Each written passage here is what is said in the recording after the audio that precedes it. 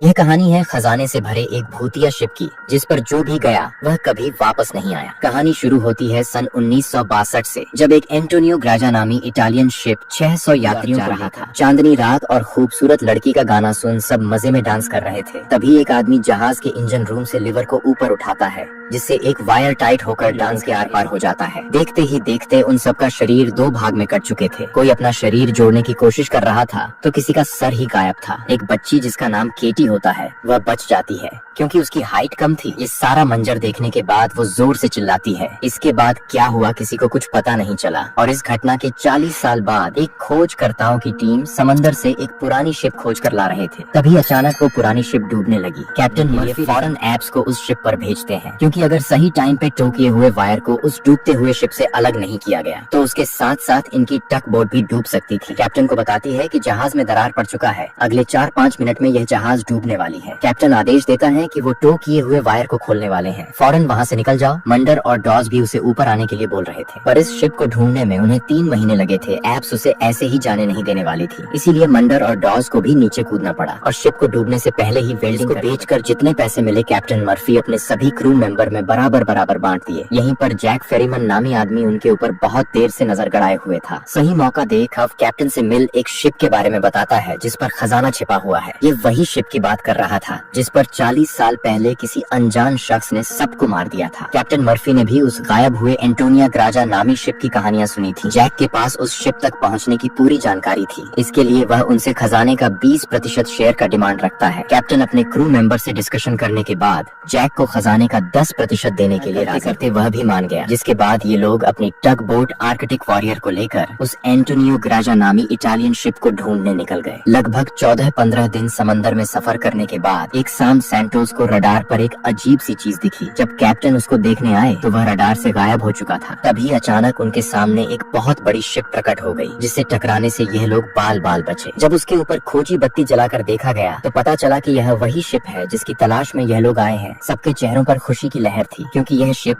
अंतरराष्ट्रीय समंदर के उस एरिया में मिला जहाँ पर नहीं है। ग्रियर और जैक को टक बोट पर छोड़ कैप्टन बाकी क्रू को लेकर एंटोनिया ग्राजा पर खजाना ढूंढने पहुंच गए। 40 साल से समंदर की मार झेल रही यह शिप अब खंडहर बन चुकी थी। एक जगह तो मंडल मरते मरते बचा। जब सभी मिलकर उसे ऊपर खींच रहे थे तभी एप्स को अचानक वो लड़की दिखी जो 40 साल पहले इसी शिप पर हुए नरसंहार में बच गई थी, और पलक झपकते वह गायब भी हो गई। एप्स अंदर ही अंदर डरी हुई थी, पर यह बात वह किसी को नहीं बताती। खजाने की जानकारी हासिल करने के लिए कैप्टन लॉग बुक का मिलना बहुत जरूरी था, क्योंकि इस शिप और खजाने के साथ यहाँ पर क्या हुआ जरूर लिखा होगा। लॉग बुक ढूंढने के लिए ये लोग कम्युनिकेशन रूम पहुंचे, जहां पर उनको एक डिजिटल घड़ी मिला। मगर 40 साल पहले ऐसी घड़ी नहीं हुआ करते थे। ये लोग अंदाजा लगा लेते हैं कि जरूर इनसे पहले यहाँ कोई और भी आ चुका है। आज के लिए इतना काम करने के बाद ये लोग वापस अपने शिप पर लौट आए। कॉफी पीते पीते कैप्टन डिसाइड करते हैं कि अगले दिन शिप को टो करके खींच ले जाएंगे। सुबह होते ही शिप की जाँच करने के बाद पता चलता है कि शिप में ताजा होल हुआ है, जिससे शिप धीरे धीरे डूब रही है। इस हाल में शिप को खींच कर ले जाना एक पंचर ट्रक को खींचने के बराबर था। मंडर इस ग्रुप का स्पॉट वेल्डर था। वह बताता है कि सड़े हुए कंपार्टमेंट को वेल्डिंग करने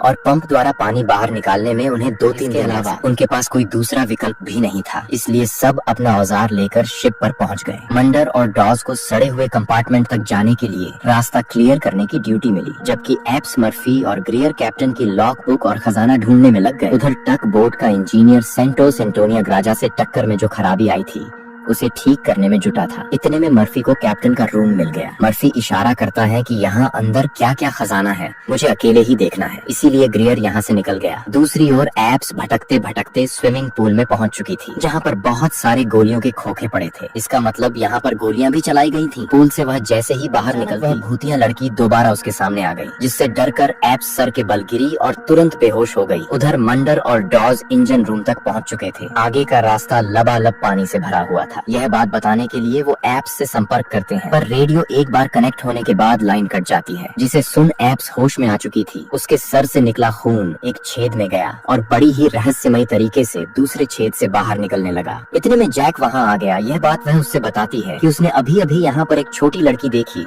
जो अचानक गायब हो गई। इससे पहले कि कुछ अनहोनी हो, वो मर्फी और डॉज को वापस बुलाकर इस शिप से निकल जाएंगे। वहीं पूल इनके यहाँ से जाते ही पूरा खून से भर गया। दूसरी ओर मर्फी को कैप्टन के रूम से कुछ काम की चीज नहीं मिली। वहीं पर शराब की बोतल और एक ग्लास में पैक बनाकर रखा हुआ था। मर्फी जैसे ही उसे पीने वाला था, एकाएक शीशे में कैप्टन का चेहरा दिखा। डर के मारे उसके हाथ से ग्लास छूटकर नीचे गिर गया। अगले ही पल वह वहाँ से भाग खड़ा हुआ। यहाँ पर सबके साथ अजीबोगरीब घटनाएं हो रही थी। ग्रियर को तो उस लेडी सिंगर की मधुर सांग भी सुनाई देने लगी थी। वो उस आवाज के पीछे पीछे उस जगह पर पहुँच गया। उस लेडी सिंगर का नाम था फ्रांचेस्का। वो वहीं पर बैठी सिगरेट पी रही थी। दूसरी ओर यह दोनों लॉन्ड्री रूम से होकर आगे जाने वाले गेट को जैसे ही खोलते हैं, अंदर इकट्ठा हुआ सारा पानी इनके ऊपर आ जाता है। उसके साथ साथ कुछ लाशें भी थी जो देखने से हफ्तों पुरानी लग रही थी। ऐप के मारे तुरंत वहाँ से बाहर निकल आए। तभी अचानक अपने आप दो दरवाजे खुले। एक में एक महंगी कार पड़ा था, जिसे देख जैक लड्डू हो गया, क्योंकि ये उसकी ड्रीम कार थी। पर एप्स को यहाँ अच्छा नहीं रहा था। बस वह किसी तरह इस शिप से उतर जाना चाहती थी। एकाएक उसकी नजर कार्गो रूम में रखे सामान पर पड़ा, जो कि अपने आप ही हिल रहा था। वो उसे हटाकर देखी तो उनके होश उड़ गए, क्योंकि वहाँ पर सोने से भरा संदूक पड़ा था। यह बात वह सबको बताने के लिए जैसे ही आगे बढ़े,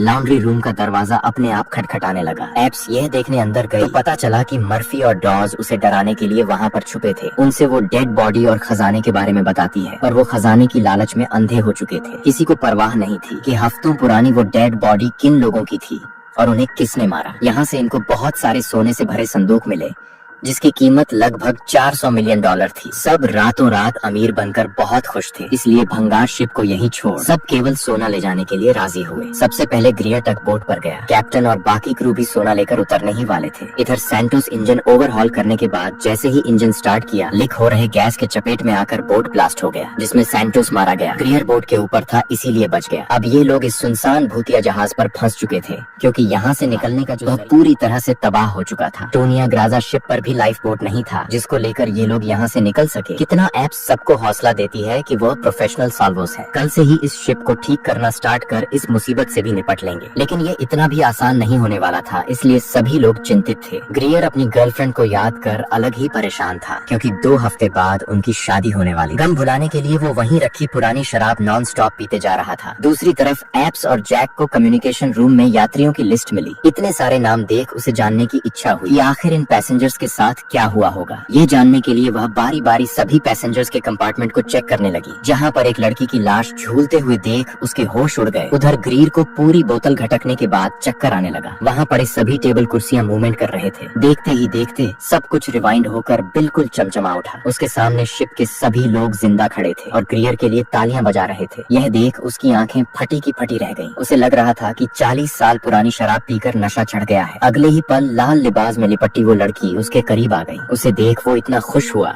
कि जानना ही नहीं चाहे या हकीकत। बस जैसा चल रहा वैसा ही चलता रहे, उसके मन में यही ख्याल आ रहा था। उधर एप्स को उस लाश से एक लॉकेट मिला, जिसके अंदर उस छोटी लड़की के पेरेंट्स की फोटो थी, जो उसके पीछे ही खड़ी थी। उसे देख एप्स की हवा टाइट हो गई। उस लड़की का नाम था केटी। केटी कहती है कि वो लॉकेट बंद मत करना। बहुत सालों बाद मैं अपने मॉम डैड को देख रही हूँ। एप्स को अभी भी यकीन नहीं हो रहा होता कि एक मरी हुई लड़की उससे बात कर रही है, पर जैसे ही लॉकेट उसके हथेली के आर पार हुआ, उसे पूरा यकीन हो गया कि सच में वह भूत है। अगले ही पल अजीब अजीब सी चीजें होने लगी और एकाएक केटी गायब हो गई। उधर फ्रांचेस्का अपना सामान दिखाकर ग्रीर को अपने वश में कर चुकी थी। वो लट्टू की तरह उसके पीछे पीछे घूम रहा था। अगले ही पल वह उसको दबोच के चक्कर में गिरकर मर गया। दूसरी ओर मर्फी कैप्टन के रूम में सो रहा था। तभी टेबल पर रखी बोतल अपने आप सरकने लगी। जगह तो देखा कि एंटोनिया ग्राजा शिप के कैप्टन उसके सामने ही बैठे हैं। मरे हुए आदमी को देख मर्फी के गोटे जाम हो गए। यहाँ से वह दुम दबाकर भागने के फिराक में था, पर कैप्टन उसे शराब पिला नहीं जानना चाहते कि सैंटोस की मौत कैसे हुई। अगले ही पल वह कुछ फोटोग्राफ्स दिखाते हैं। मर्फी उन फोटोग्राफ्स को देख दंग रह गया, क्योंकि यह 40 साल पुरानी जैक की फोटो थी और आज भी उसकी उम्र में कोई बदलाव नहीं हुआ। वो फोटो में बिल्कुल वैसा ही दिख रहा था। मर्फी समझ चुका था कि जैक इंसान नहीं बल्कि भूत है। उसी ने खजाने की लालच दिखाकर उनको यहाँ फंसाया है। वो भागकर औरों को बताने चाहते, उससे पहले ही सैंटोस ने घेर लिया, जो कि अब भूत बन चुका है। वो किसी तरह जान बचाकर वहाँ से भागे। तभी एप्स वहाँ पर आ गई, जिसकी शक्ल सैंटोस जैसी दिख रही थी। इसीलिए मर्फी ने उसको सैंटोस समझ उस पर हमला कर उसे मारना चाहा, पर जैक एन वक्त पे आकर उसे बचा लिया। उसके मार से मर्फी बेहोश हो चुका था। होश में आने के बाद वह किसी और पर हमला न कर दे, इसलिए उसे एक टैंक में बंद कर दिया गया। जिसके बाद ये लोग अपने प्लान के मुताबिक जहाज को ठीक करने में जुट गए। जल्द ही शिप में हुए दरार को वेल्डिंग कर पानी निकालने वाला पंप चालू कर दिया। स्टीयरिंग व्हील भी काम करने लगा। इनका प्लान क्लियर था। लहरों के सहारे शिप को टापू के पास ले जाना है और टापू पे उतरकर मदद आने का इंतजार करना है। काफी टाइम से ग्रियर नजर नहीं आ रहा था, ढूंढने निकल गई। केटी एक बार फिर उसके सामने थी। उसी की वजह से ही पता चला कि लालची टकला जुगाड़ के लालच में गिरकर मर गया। वो उसके खौफनाक मौत से काफी आहत हुई। तभी केटी उसके कंधे पर हाथ रख 40 साल पहले हुए उस नरसंहार का मंजर दिखाती है। डांस कर रहे लोगों के मरते ही शिप पे अफरा तफरी मच गई थी। जो मेज के क्रू थे वो सबको बेरहमी से मार रहे थे। बारी बारी सबको मशीन गन से भून दिया गया। उनके कहर से केटी भी नहीं बचे। खुद से लोग जहरीला खाना खाकर मर गए। इन सब के पीछे थी फ्रांसिस्का, जिसने सोना लूटने के लिए ये पूरा षड्यंत्र रचा और शिप के सभी लोगों को मरवा दिया। अब सोना इनके कब्जे में था। शिप का फर्स्ट ऑफिसर भी फ्रांसिस्का से मिला हुआ था। फ्रांसिस्का के एक इशारे पे उसने मेस के सभी क्रू को मेंबर को भून डाला। उसको लगा कि सारा सोना और लड़की उसकी हुई, लेकिन अगले ही पल फ्रांसिस्का ने उसे भी टपका दिया। यहीं पर एंट्री होती है षड्यंत्र के मास्टरमाइंड जैक की, जिसने फ्रांसिस्का को सोने की लालच दिखाकर यहाँ लेकर आया और वो एक हुक को इशारा करता है जिससे उस सिंगर की भी मौत हो जाती है। और अब यहाँ पर वो बच्ची उसे उस आदमी का चेहरा दिखाई है, जिसे देखकर मॉरिन पूरी तरह से घबरा जाती है, क्योंकि ये आदमी और कोई नहीं बल्कि जैक है। वही आदमी जो इन सबको यहाँ पर सोना ढूंढने के लिए लाया है। और मॉरिन समझ जाते हैं कि उसका साथी मर्फी वो पूरी तरह से बेगुनाह है। वो उसे बचाने के लिए एक्वेरियम की तरफ भागती है, लेकिन अब उसकी मृत्यु हो चुकी है। कैप्टन की आत्मा ने जो उसे फोटो दी थी वो इसके हाथ में होती है, जो पानी में उसे देख लेती है। और ये फोटो और किसी की नहीं बल्कि जेक की है। जेक कोई इंसान नहीं है बल्कि वो एक इविल स्पिरिट है जो किसी के लिए आत्माओं को जमा करता है। हो सकता है कि वो शैतान के लिए कम करता हो और यहाँ पर वो इन सबको मार कर इनकी आत्माओं को भी जमा करना चाहता है। मॉरिन अपने साथी से कहती है कि तुम्हें जैक पर नजर रखनी होगी। मैं अपने दूसरे साथी को ढूंढने के लिए जा रही हूँ जो पानी के अंदर है। मॉरिन जब उस जगह जाती है तो उसे समझ में आ जाता है कि उसकी भी मृत्यु हो चुकी है, जिसे जैक ने मार दिया है। वहीं जैक उस जगह आ जाता है जहाँ पर मॉरिन अपने साथी को कहा था कि वो जैक पर नजर रखें। जय और उसके बीच में आर्गुमेंट्स हो जाते हैं, इसीलिए मॉरिन का साथी जैक को गोली मार देता है। उसे लगता है कि वो मारा गया, इसीलिए वो वहाँ से चला जाता है। वहीं मॉरिन इस शिप को पूरी तरह से ब्लास्ट करना चाहती है, इसीलिए हर जगह बम फिट कर देती है। और तभी उसके पास उसका वह साथी आ जाता है जिसने अभी अभी जैक को गोली मारा है। वो मॉरिन को कहता है कि हमें शिप को ब्लास्ट नहीं करना चाहिए, पर मॉरिन उसकी बात की मैं शिप को ब्लास्ट करके रहूंगी, क्योंकि इस शिप में बहुत सारी आत्माएं कैद हैं और भी लोगों को इस शिप में कैद करके लाया जाएगा, जिसके बाद उन्हें मार दिया जाएगा। और कैद करने का एक ही जरिया है जो है गोल्ड। और तभी उसका साथी जैक के रूप में बादल जाता है, जिससे हम समझ जाते हैं